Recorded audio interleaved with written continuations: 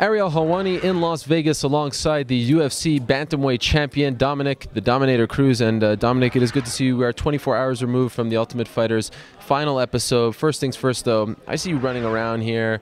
I see you going up and down the stairs. We're even on a platform. Are you really injured? Well, with one leg or two, it wouldn't really make a difference to handle you, Ariel. I wasn't challenging you to a fight. No, you're smarter than that. Okay. Yeah. But yes, I'm injured, and you can't fake a surgery, so I go in June 6th, and it's not going to be fun. How much pain are you in right now?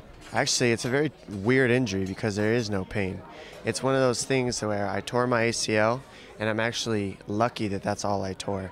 A lot of times people tear ACL, meniscus, LCL, all kinds of stuff all at once, one clean swipe. I got one thing, and that was the ACL. The thing is, if I continue to train like very vigorously, like I need to prepare for a fight, the chances of me tearing everything else in my knee are very high. So it's important that I, take it easy, baby it until I get the ACL fixed, start recovery, and then I only have one thing to fix instead of 3 different things. Have they given you a timetable, if everything goes well with the surgery, when you could come back and fight again? The doctors are telling me about 9 months. I think GSP's taken about 11 so far. You got to take all the time you need because when you're competing at a championship level, you have to be 100% fighting against these guys. Guys like Barao, Faber, McDonald, all these guys coming up in the division. They're all trained machines, and you got to be the same way when you get in there against them. So I don't know exactly the timetable, but I'm going to say it's going to be quicker than physically possible because my mentality into winning belts is just going into my knee now. I must say, as a spectator, and correct me if I'm wrong here, watching the second to last episode of The Ultimate Fighter Live was very difficult because, they had that little scene at the end when Renan Barao came out and Urijah was there, and just looking at you and focusing on you, it was clear to me, and again, correct me if I'm wrong, that you were going through a lot. You were in a lot of pain. You did not want to be there, and you didn't want to see this new guy come in and fight for the interim title. How difficult was that for you? It's part of the challenge of the injury. It's not just the injury that you're dealing with. It's the mind games, It's giving up the position that I've worked 8 years of my life nonstop, year-round, to have to hand it over to somebody else is one of the toughest things I've ever been through. But that's the challenge. These are the things that grow you as a human being, grow you as a man, make you greater if you're up to the challenge, and I am. I'm up to the challenge, and it's tough, and I'm going to have to, deal with it. It's what happens. I can't control situations like this, so I can't overthink it. The key is just staying positive. Like I said earlier, putting the focus into getting my knee back. And I think the next hard part is going to be watching them fight. So it's still not over. I'm going to be recovering. And while I'm recovering, I get to watch these guys fight. And that's the next step for me. That's going to be tough. But can't really sit and think about it too much. There's nothing that can be done about it. And almost to add insult to the injury is the way things went for you on Friday. You started off so well on the show, and here we are, the finals, and it's 2 of Urijah Faber's guys. Is that a tough pill to swallow? No, it's fun, Ariel. It's cool. I love it. Yeah, it's a ton of fun to get swept in the last episode of the show. It's great. So you would recommend that experience? Okay, moving along to the next question. What do you think, though, about the whole experience coaching on the show? I mean, is this something that you enjoyed? The show was awesome. Meeting these guys was awesome. Building a relationship with them. A lot of them are going to come out to Alliance and train with me. I know they will. Some of the blue team guys are going to come out, some of the red team. The key for this, the point of this show is to get these guys prepared for the UFC and the rest of their career. I think that I've given them all the tools I know possible to prepare them and show them what it takes to compete at the highest level and to have a good training camp. And I think these guys are going to take that home with them, and you're going to see a great career from a lot of them.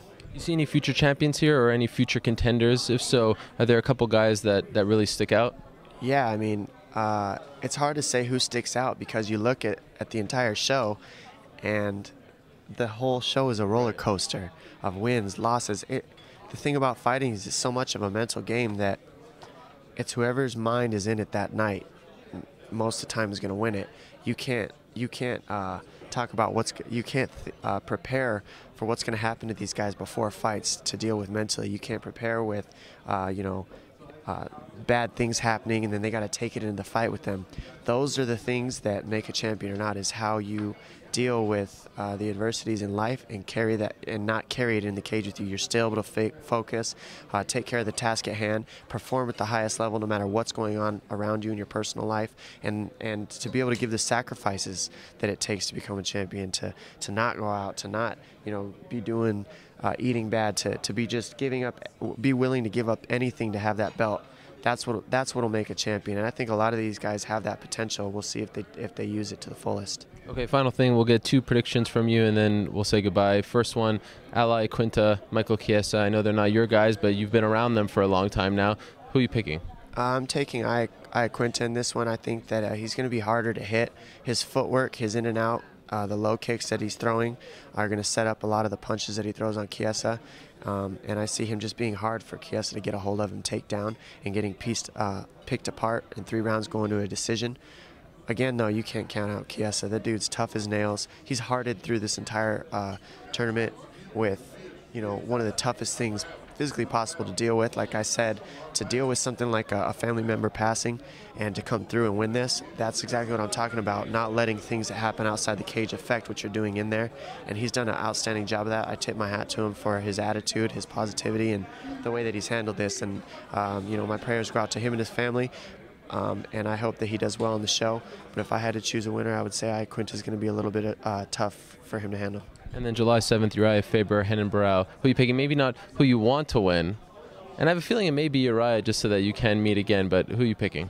I think Faber's actually going to win. I think that if he's smart, he takes down Barao. And he does great against black belts on the ground. That's his forte, you know, staying on the inside, tucking the shoulders, throwing the elbows over the top, not letting the jiu-jitsu guys get up because they don't have that wrestling scramble per se.